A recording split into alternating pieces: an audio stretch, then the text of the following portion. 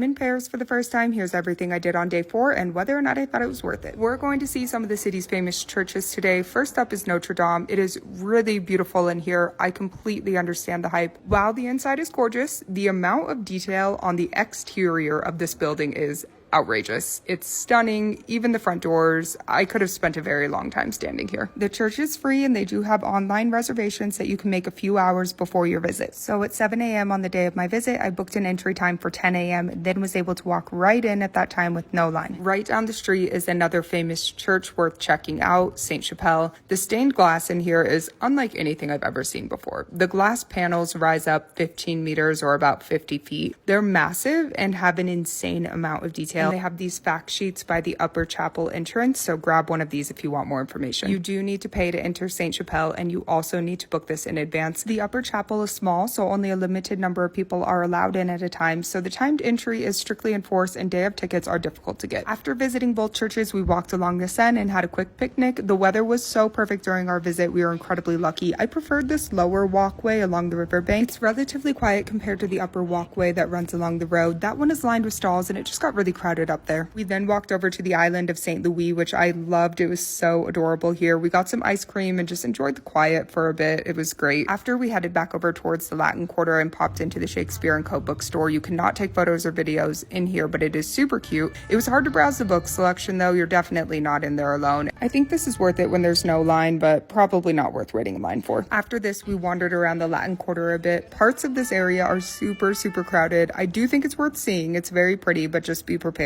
After a bit of walking, we popped into a random bar and grabbed a few drinks before wrapping up our day with a sunset cruise along the Seine. This was so much fun. We did an hour-long happy hour cruise at sunset. I could have stayed on that boat for like 3 hours. The views were so beautiful. And I mean, look at this. I'm still daydreaming of the views. It was the most perfect way to wrap up day 4. See you tomorrow for day 5.